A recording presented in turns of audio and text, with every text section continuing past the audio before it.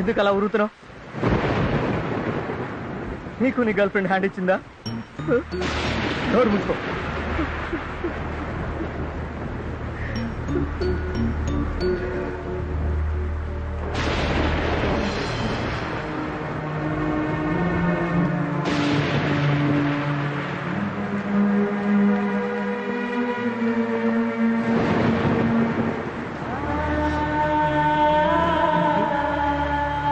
అజయ్ ఇక్కడేంట్రా? అజయ్ హాస్టల్కి వెళ్ళాం పదా.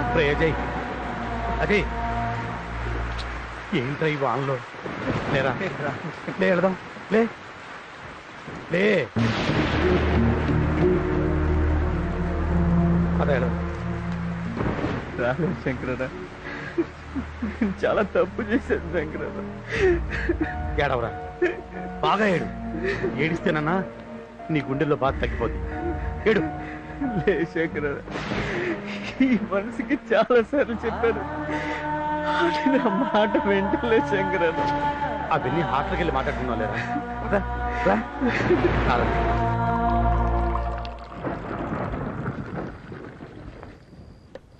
ప్రేమ అనేది బలవంతంగా ఇచ్చేది కాదు, తీసుకునేది కాదు. దానంతా అదే పుట్టాలరా. మీరు ఒక అమ్మాయిని చూస్తారు, దాన్ని వెంట పడతారు. అది కాదంటే లైఫ్ స్పాయిల్ చేసుకుంటారు. శంకరన్న వర్షంలో తడిచాడు, జ్వరం వస్తుందేమో, ఈ టాబ్లెట్ ఇయ్యన్నా. వేసుకో. ఇంత చిన్న టాబ్లెట్ ఆ బాధను తగ్గించలేదు శంకరన్న.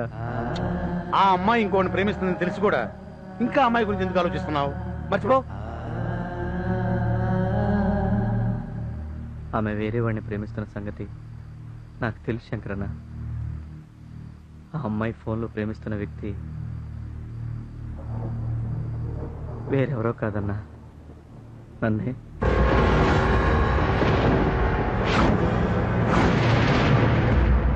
అవును శంకరన్న, కుమార్ గారి శృతికి నేను ఎలా పరిచయం అయ్యానంటే... excuse me sir. Yes sir, నాకు ఈ బ్రీఫ్ కేసు దొరికింది సార్. అదే కలర్. ఇది చాలా ఇంపార్టెంట్ అయిన బ్రీఫ్ కేసు. ఇందులో 50 లక్షలు ఉన్నాయి తెలుసా? సార్, అందులో ఎంత ఉంటే నాకెందుకండి, నాకు దొరికింది, నేను తీసుకొచ్చి ఇచ్చాను. ఎవరిదైతే వాళ్ళకి ఇచ్చేయండి. ఉంటాను సార్. హలో, ఏంటా స్పీడు? కూర్చో. తిరిగి సార్, కాఫీ తీసురా.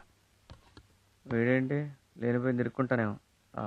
సార్, నేను అర్జెంట్ పని మీద హైదరాబాద్ వెళ్తున్నాను, బయలుదేరుతాను సార్. 1 మినిట్. నీ పేరు? కుమార్ సార్. నీ ఫోన్ నెంబర్? 9391033445. ఈడోదోడు, నా పని అయిపోయింది. నేనే చేశాను కన్ఫర్మేషన్ కోసం. ఓ సార్, నాకు పని ఉందండి, నేను బయలుదేరుతాను. Okay, you can go. Thank you sir. ఇంత వాల్యుబుల్ బ్రీఫ్ కేసు ఎలా పోగొట్టుకున్నావమ్మా? సార్, అది ఆఫీస్ నుంచి వస్తుంటే ఫ్రెండ్ కోసం కాఫీ డేకి వెళ్ళాను, మిస్ అయ్యింది. Anyway sir, thank you so much. Thanks చెప్పాల్సింది నాకు కదమ్మా, ఇతనికి.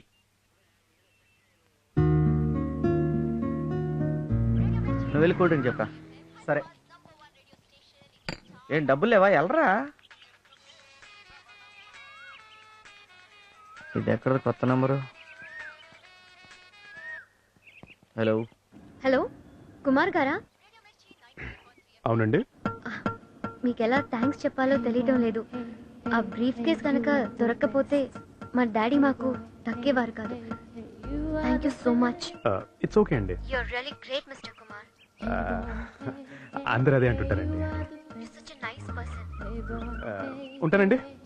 Hello, if you don't mind, మీరు ఎక్కడ ఉన్నారో చెప్తే పర్సనల్ గా కలిసి థ్యాంక్స్ చెప్దామని. ఇదేంటి ఎలా తగులుకుంది? చెప్పండి, ఎక్కడున్నారు? అంటే ఇప్పుడు వైజాగ్ ఎయిర్పోర్ట్ లో ఉన్నానండి. హైదరాబాద్ వెళ్తున్నా. ఓ, మీది హైదరాబాదా? హైదరాబాదేనండి. ఓ, can I come and meet you in Hyderabad? అంటే హైదరాబాద్ లో 2 months వరకు ఉంటలేదండి. 2 months టూరా? MBA అంటే టూరు, ప్రాజెక్ట్ వర్క్లు ఇలాంటివన్నీ ఉంటాయి కదండి. ఎనీవే, మీతో పరిచయం కావటం ఐఎమ్ వెరీ హ్యాపీ. ఇదిగో నా బుర్ర తింటుంది ఇది, నువ్వు manage. Hi, good morning. Good morning.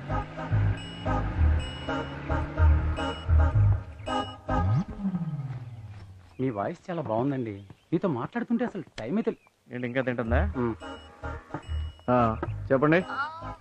మీ వాయిస్ ఏంటంటే డిఫరెంట్ గా ఉంది. అంటే మిమిక్రీ చేస్తానండి.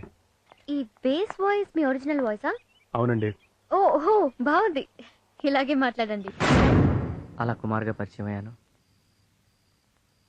ఆ తర్వాత తను 2-3 సార్లు ఫోన్ చేసింది. మాటల మధ్యలో తెలిసింది తనే శృతి అని. అజయ్ని కుమార్ని నేనే అన్న విషయం చెప్పి శృతిని సర్ప్రైజ్ చేద్దామని వెళ్ళాను.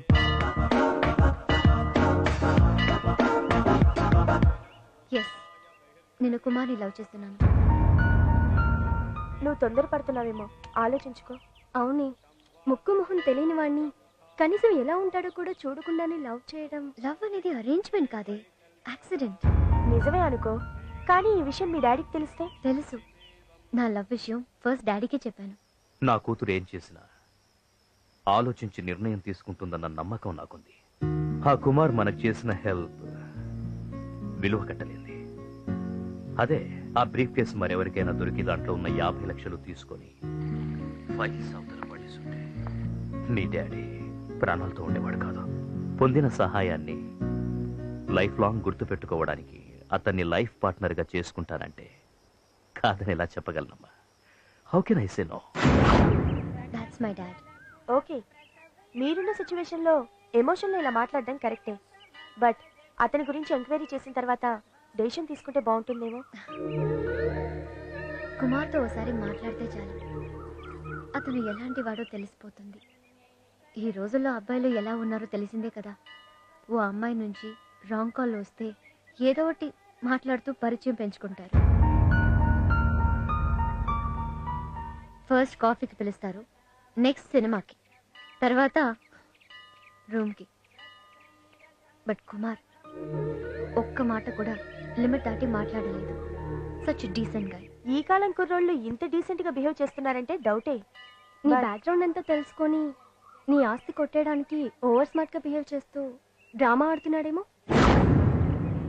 ఒకవేళ మీరు అన్నట్టు కుమార్ నాతో మాట్లాడినవన్నీ అబద్ధాలు అయ్యుంటే, అతని బిహేవియర్ డ్రామా అయ్యుంటే, ఆ దేవుడి సాక్షిగా చెప్తున్నాను, అతన్ని నమ్మిన పాపానికి ఆత్మహత్య చేసుకుంటాను.